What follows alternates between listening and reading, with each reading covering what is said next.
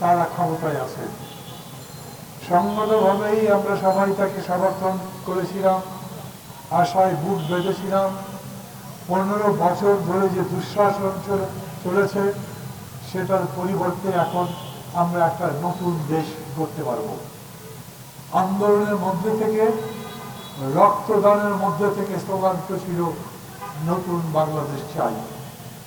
নতুন বাংলাদেশ মানে কি?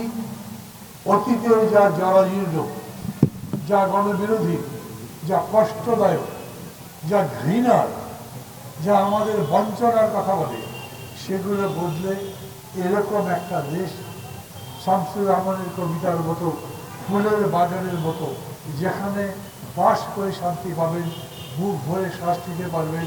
আমাদের জীবনদের আর ভূমধ্যসাগর পাড়ি দিতে গিয়ে চাকরির খোঁজে নৌকা থেকে ডুবে সমুদ্রের মধ্যে মৃত্যুবরণ করতে হবে না।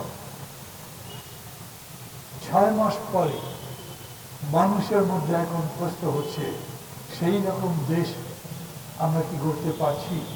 আমরা কি সেই দিকে যাচ্ছি? সবাই বলেছেন, দেশ যদি বদলাতে না পারি, দেশের যদি সংস্কার করতে না পারি, তাহলে এই দেশ উন্নত দেশ হবে না। ডক্টর ইউনূস 1/11-এর সময় তাকে খুব অনুরোধ করা হয়েছিল, আপনি ক্ষমতা নেন। সামরিক বাহিনী প্রায় পুরো একটা রাত তাকে বোঝাবার চেষ্টা করেছিল। উনি বলেছেন, মাত্র 3 মাসে আমি ভালো কিছু করতে পারবো না, অতএব দায়িত্ব দেব না। উনি নেননি।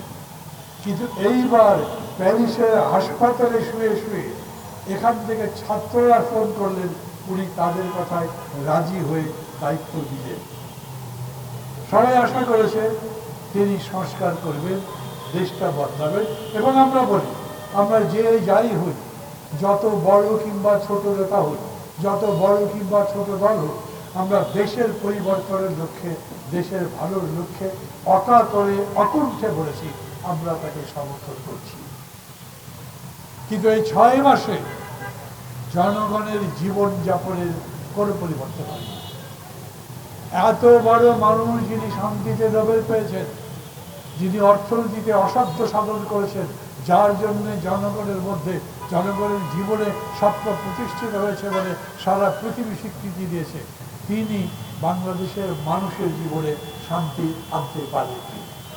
জিনিসের দাম বেড়েছে, নতুন করে চাকরির ব্যবস্থা হয়নি, খুন, জখম, রাহাজানি, লুটপাট, ডাকাতি, দস্যুতা বেড়েছে।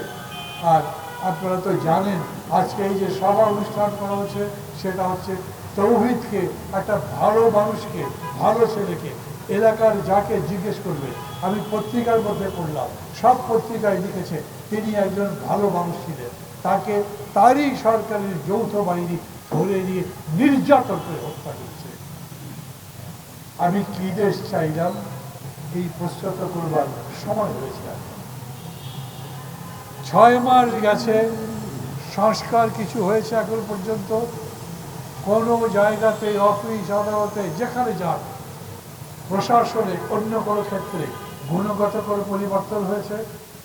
অফিস আদালতে ঘুষ দুর্নীতি বন্ধ হয়েছে? পুলিশের নিষ্ক্রিয়তা, জনগণের প্রতি উদাসীনতা, মামলা নিতে অনিচ্ছা, টাকা পেলে আবার কাজ করে, এই পরিস্থিতির পরিবর্তন